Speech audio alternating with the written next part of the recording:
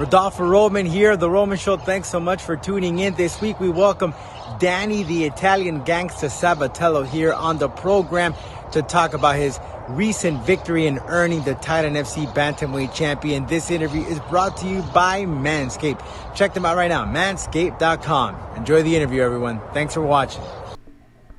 Well, everyone, what a great night of action we had. Thailand FC in Miami, Florida, and right now on the line I have the newly crowned bantamweight champion, Danny, the Italian Gangsta Sabatello. Danny, congratulations, man. What a year you've had. You started in February. You had a shot at the title against Erwin Rivera. Erwin Rivera now is in the UFC. That was your first loss. You come back in May. You win easily, and then in June you end up winning the title. You know, for many of us, 2020 has been kind of challenging, but for you, it's been a great year, man. Yeah, absolutely. And especially with something like this, with a pandemic going on, I feel like a lot of people treat it as something negative, but I know it is a very serious issue, but it can be positive just the way you spin it. You know, it's an opportunity for some people, and for other people, it's just something negative. So it's really however you perceive it. For me, it's been pretty good and positive. You know, when you took on Rivera, that was your first loss. How did you take that loss, man? Was that the spark that just changed things around? Because seeing you in action there, I see you a different person ever since that loss. Yeah, absolutely. A loss will always teach you a lot. Obviously, I'd rather have that one back and have a win, but sometimes a loss can be good if you treat it right and you get some knowledge out of it. I feel like I did. I think I'm just hungrier now. I'm just more mean. You know, I get to my positions, I get to my attacks and my fights, and also I keep my composure too. I think in that fight against Erwin, I think I gassed out a little bit. I tried to get the finish in the first couple rounds. I took him down. I had some good positions where I could have got a finish, but now I keep my composure. I don't lose my cool. I don't sell out on any position, and I just kind of establish my dominance in these fights. And you fought already 3 times. We're about to hit July now. That's pretty much of a very impressive track record, man. Not many fighters fight for at least they probably fight once absolutely. A year. Yeah. And you're in the third so one already. last 2019, last year, I fought 5 times, and so now I have 9 fights. I'm 8-1. I have 9 fights in about 2 years. I like to stay active, and any fight that comes up, I just take it. I mean, at the end of the day, I like to fight. I think there's a lot of guys out there that are pussies that are like, oh, I'll fight anytime, any place, anywhere. And they just don't, you know. There's always opportunities to fight. And these fighters are just fake. They don't take them, and I do. And let's talk about that, because prior to this fight with Raymond Ramos, originally you were scheduled to fight him in May. And that didn't end up happening. They gave you another opponent, and you pretty much got that win pretty easily. But what's the story between you two? It seems like, and we'll circle back again at the end of the fight, because I want to ask you about that. But what's the history between you and him there? You guys were trading some shots at each other. Yeah, absolutely. So a couple of months ago, we were supposed to fight. He agreed to it. You know, we're in our fight camp. It's getting ready. And then we're about 10 days-ish out, maybe 2 weeks out, and I hear that he just pulls out of the fight. You know, and anytime someone pulls out of the fight, I think it's BS, but sometimes I guess it can happen because you get injured or a sickness or something really serious happens. You know, I mean, I guess that's understandable, but his reasoning was just that he wasn't ready, which is just amateur hour. That's just bullshit. You had this fight scheduled, and I don't care if there is a pandemic. He agreed to the fight. We're in our fight camp, and then 10 days out, you say no. So I was pretty pissed about that. Fortunately, Titan is just an awesome organization, and they found me an opponent. But yeah, I was pissed about that. He backed out last minute. You know, it's not good for the sport. It's not good for me. Not good for the promotion. So I had my voice be heard about that I wasn't happy about that. And yeah, in May you basically called them out, saying, you know, we were supposed to fight. I want him. So then you defeat him in a very quick fashion. You submitted him cleanly. I didn't see nothing nasty that you were doing. You did what you had to do as a fighter. And he gets up. It seems like he tried to just kind of piece it out, and he wasn't having it. What happened there? What was going on? Because nobody really saw what was going on there.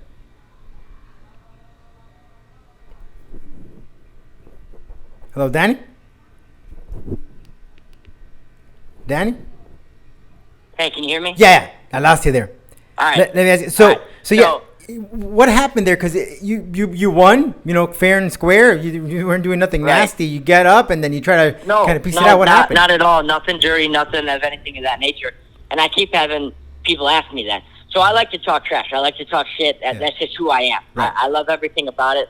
I love the emotion that comes with it. I love the buildup of the fight, and I like the mind game that comes with it. A lot of people can't take the trash talk. It adds pressure on them, and they fold under that. So I really like the trash talk beforehand, and that's what we were doing. We were jawing back and forth before the fight. Yeah. But to me, once the fight ends, it's done. It's I want to hit you with a bus before the fight, and then right when the fight ends, I'll be the first to buy you a shot of vodka and party together. It doesn't matter. Right. So once the fight was over, in my mind, it's done. So I go over to him, and I'm, trying to shake his hand, and I'm being cool, getting this nice fight, all that stuff.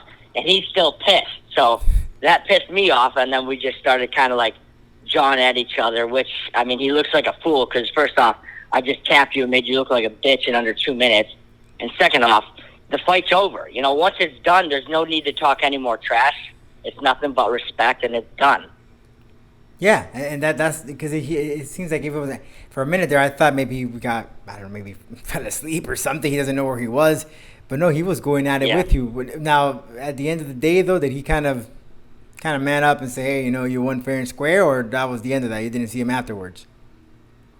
Yeah, so way after in the back when we're getting ready to leave, I went over to him. Just because maybe, he was still in the heat of the moment, still mad because he just lost, which is understandable. And I said, are we cool? Just understand, the fight's over. And he said, yeah, we're cool. So that was it. Which it is what it is. If he's still going to be mad, that's cool. It doesn't matter to me. It's no sweat off my back. I got to win. But that just shows you, a lot of guys, they just don't know how to handle that trash talk. They just get so mad, and they have this so much built up aggression, and it's just it takes over their emotion. It's draining to them. But yeah, to me, it's you talk trash, you build it up, you get ready, you play those mental mind games, all that stuff, and then once it's over, it's done. And I personally, I love it, man, because I remember when I went, put the microphone underneath both of you guys, and you were still talking trash at him before the fight, and that's that intensity, But so here we are, Definitely. You're the champion. So how soon? You said right after the fight, after you had a shot at Tito's, you're ready for another fight. So are you ready for another fight? Yeah, definitely. So right now I'm back in Chicago just to see, family and friends and celebrate the win. But any fight that presents itself going forward, I'm going to take, whether it's hopefully the UFC, that'd be awesome. I'll take it. And if Titan or another promotion or whatever calls me and says, hey, listen, we got a fight for you in 3 weeks, then I'll take that. At the end of the day, I'm a fighter. That's what I like to do. I don't really ever get too out of shape. I'm always ready. And yeah, I'm ready to go again whenever, wherever, really. Are there any particular, just in Titan, to defend that title, anyone that you have had set your eyes on that you would like to kind of crack at? Not really, but it's funny because I go on my social media, Facebook and Instagram now, and I've seen a few people in the bantamweight division try calling me out, because they want a shot at me in the belt. But, no one really I have particular interest in. But, going forward, we'll see. We'll see which guy is worthy enough to get in the octagon with me. Have you responded to any of these people that have messaged you or sent you some social media messages? No, I haven't, just because it's boring, no one's really doing it in flashy or anything, no good fashion. It's just a basic normal call out, which is, I don't know, that just bores me. But if someone's going to be exciting or someone has a particular good set of skills that will make a really good fight, then I'm all for it. But until someone raises my eyebrow, I'm not particularly interested in one person just right now. So if Titan calls you, hey, because I know we have a fight card in about 3 weeks or so next month. You're ready to go. Yeah, I'm ready to go. Lex McMahon, he's awesome. He just runs a phenomenal show. I love fighting for Titan. They're a great promotion. He calls me. He says, "Hey, listen, we need you to take another dude's head off." I'm there. It doesn't matter. Now, looking back, one thing that always grabs my attention is your love for your city of Chicago. As you said, you're visiting out their family. You always come out with the flag. But you're the theme. They always come out the Trapped. Why that choice of a song Trapped? I know someone in social media there was mentioning, I can't believe these guys coming out to new metal rock, which I like to slap that guy in the face. But why the choice of the song? I love it. Yeah, no, that's just I've been walking out to that song probably since middle school. I wrestled all growing up. I started wrestling when I was like 5 years old. So even in like high school, when I would walk out to my matches, it was that Headstrong by Trap. In college, it was Headstrong by Trap. And I know it's I guess you could say like a little out of style and kind of like a little different and unorthodox right now. But I mean, that's what works for me, and that's just it brings back old good memories, and we'll see if it'll change. I don't know if it'll change or not, but I love that people either like it or hate it. It's kind of funny to me. Yeah, I don't understand. I don't know why the beef with Trapped. They've got some pretty good music. I think the singer had some beef or said something. Yeah, that Headstrong song has been one of my favorite songs, for a while now. So are you into nu metal? Are you into rock? I mean, is that your cup of tea there? Sorry. Yeah, definitely. Yeah, I'm not like heavy metal, but stuff like that, like Linkin Park or Ed PE or people like that, like a harder rock like that. That's my style. Likewise here, man. So being from Chicago, and you being the great trash talker that you are, maybe you should sometime put it in your pocket there. WWE might be another window for you because you'd be great at it. But being Chicago, one guy just grabbed my attention, CM Punk. Know the name? Yeah, absolutely. That guy's just one of the best when it comes to the mic. Of course, a fellow Chicagoan. Then obviously competed in mixed martial arts in the UFC. Didn't go his way. But knowing that the great skills you have on the mic, man. By any chance, have you looked up to some of these wrestlers who have good promos, and maybe you try to bring that when you speak on the mic when it comes to a fight? Yeah, definitely. CM Punk is a legend, and although he's not a huge trash talker, Clay Guida, I like him a lot as well, and he's from Chicago. He's got a great image, all that stuff. But I love that style. I think you got to sell a fight. But also, I just like tapping into that mindset. When you talk trash, it's a different mindset that you tap into. It's kind of a harder mindset. I think a lot of people don't talk trash because they can't handle it. They do all this respect stuff as if like, we're not going to get hurt. We're not going in there to take each other's heads off. But when you remind the opponent that you're going in there to just take his head off and beat his teeth in, it does something to you mentally. So there's mind games that play into it. But yeah, CM Punk's a legend. I love how he talks trash. WWE, it's all entertaining.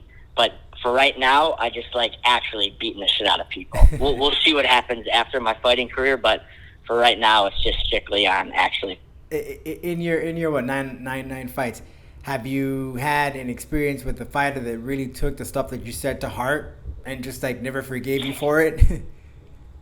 Yeah, I think this Raymond Ramos guy, first one. I think the other fighters, they understand what it is. You try to take each other's heads off inside those 15 minutes in the octagon, and then after that, it's over. It's done. But I think this guy actually took it to heart and got really personal with it. But it's not my problem. No, you're not. It's not. And now you're the champion, Danny. I want to thank you so much for your time. Enjoy your time there with your family. Stay safe. Stay away from all this coronavirus stuff. Get healthy and get inside the gym. And we'd like to see you once again inside the cage and defend that title, man. I know you're going to bring it. Absolutely. Thanks for having me, man. It's been a lot of fun. Awesome, Danny. Thanks so much, man.